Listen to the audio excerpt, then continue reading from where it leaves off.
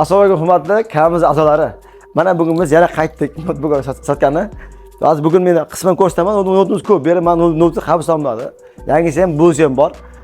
Juda ko'p notebook bo'lgani uchun barcha ko'rsataman. Qolganlar o'zlari shunaqa narx chiqarib olaverasizlar. Mana shu YouTube kanalimizga a'zo qo'yinglar, sizga foydasi tegadi. Ikkinchidan, tagida bizning notebook kanalimiz bor. Notebook kanaliga kirsangiz, ichida hamma notebooklar bitta-bitta parametr berilgan. Shuning uchun mana shu kanalda ichida Telegram kanali bor. O'shanga kirsangiz hammasi berilgan. Narxlari hammasi berilgan. Boshlaymiz. Birinchisi Lenovo Celeron M4000 4 ga 1 terabayt narxi skidkada bo'ldi. Mana shu mazza aytasiz, zo'r notebook. Bu narxi keltar uchun 8 ming beraman. Ya'ni 70 dollar emas, 8 ming so'm. 4 ga 1 terabayt. Keyingisi Lenovo Core i5 7-avlod 12 ga 256 SSD. IT game o'qishga ham chiqadi, boshqa IT game chiqadi. 100 narxi 100 dollar. i5 7-avlod 12 ga 256 SSD. 100 dollarga narx bermasa kerak. IT game o'qishga ham hammasi chiqadi. Endi pulim kam degan odam uchun bo'ladi shu ham. Lekin IT game chiqadi, Photoshop ko'taradi bemalol. O'yin ko'taradi, lekin kezi ko'tarmaydi. Keyingisi HP Core i5 13-avlod yangi paketni yangi avlod. Ko'rinishi yaxshi, 5 baqa ideal holat turibdi. Narxi 300 dollar keshda beramiz. i5 13-avlod 16 ga 5 untalik zo'r narsa. Keyingisi Dell Core i5 11-avlod 8 ga 256 ideal holatda, ekran sensor. Hamma yaxshi edi. O'qishga boshlang'ich o'qishga bo'ladi. Narxi 230 beramiz. Hozir vaqtda yangi i5laringiz narxlari 450 dollar, 460 atrofida 5 dollar chiqadi. Bular yarim pulga olyapsiz. Buni zarar qilmaysiz, sotsangiz. Keyingisi Dell i3 11-avlod. Bunisi i3 11-avlod 8 ga 256 ideal holatda, ekrani IPS. Ko'rinishi ham 5 baho. Hozir buni yangisi narxi bozorda 400 dollar turadi. Buning narxi 180 dollar. Yarmidan ham kamroq. Yarmidan ham ancha kamroq. Yangisini so'rashib ko'ring-da, i3 11da. Bu zo'r narx.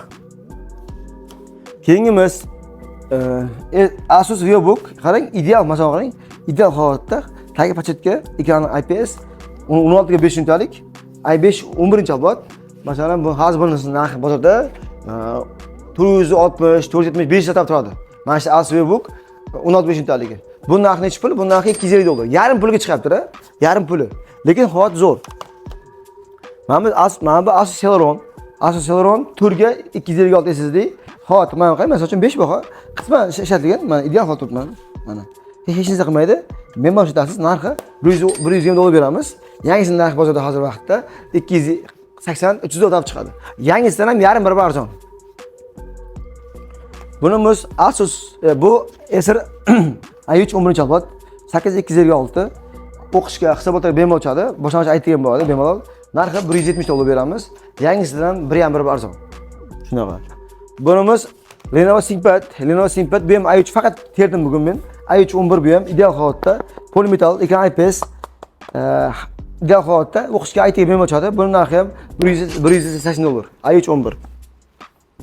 Va keyingisi Asus VivoBook Ryzen 7, APK 16, 1 TB SSD bor buni. 1 TB SSD bor. Tagi pachetka YouTube'ga skidka qildik, narxi 400 dollar. Buni narxi bozorda yo'q.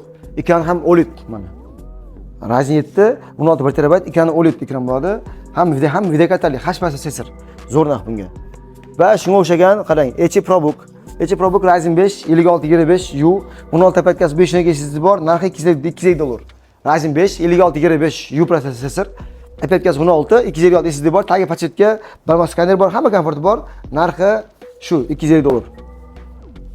Va mana bu Samsung yangi bu Samsung Ultra Core i7, paketkasi 16, 1 TB SSD, ekran 2K ekran, tagi pachetka, qo'l barmoq skaner bor.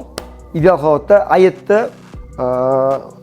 Core 5 15U bo'ladi. Paketkasi 16, DDR5, 7.5 GHzlik 1 TB SSD bor. Holat zo'r. Mana. Buning yangisi narxi 800-900 atrofida turadi. Lekin bu narxi 400 dollar. Bu bo'lgan uchun. Masalan, mana bu qarang, holat qilmasa uchun yangi men 1 ga 1 da qarang. Yangi turibdi. Bir ikki zaryad qo'yilgan. Holat zo'r. DDR5 16 ga 5 unitalik. Acer Aspire 3 Ryzen 5 7000 seriya DDR5 bo'ladi. Narxi 280 dollar. Yangisi narxidan past yarim barobar arzon. Lekin yangi holat turibdi. Masalan, shunga o'xshagan masalan, ma'nomamiz bor. Hech problem, mana bu ham Ryzen 7, masalan, игровой. Buni yangisi narxi bozorda qimmat. 600 eng kam 8 chiqsa kerak. Lekin bu to'g'ri, ko'rinishi yaxshi bo'lgan, ko'rinishi yaxshi, lekin to'g'ri eski paketlar, lekin narxi shungacha arzonda, $300. Yangisidan 2 barobar arzon. Xullas, bu shunisi yaxshiki, bu olsangiz yangisidan 1 barobar, kerak bo'lsa 2 barobar arzon bo'ladi ba'zi paytlarda va sochishda ko'p sotsangiz ham ko'p zarar qilmaysiz. Keyin puli ham odamga ham bemalol qoplaydi, bemalol. Garantiyasi bor, hammasi garantiyasi 1 oydan 1 yilgacha garantiya beradi va o'zidan bo'lib butun o'zini bo'lib yetkazib beramiz. Bizda bo'lib berish va nasihat xizmati ham bor. Keling, kelib ko'ring, tanishing, o'rganing, keyin bizga javob aytasiz bemalol. Bizdagi hozir mana bu videoning tagida o'zimizda telefon raqamini tashlayman va Note Pro kanalimiz bor. Note Pro Telegram kanali bor. O'sha Note Pro kanalimizda har kuni kunlik not tashlaydi. O'shanga a'zo qo'ying, ko'rasiz. Va MacBook kanalimizga o'yin tashlab qo'yamiz. O'z keling, Malik Toshkent shahari, Malik bozor Avgust 9 do'konimiz. Do'konga kelasiz, ko'rasiz.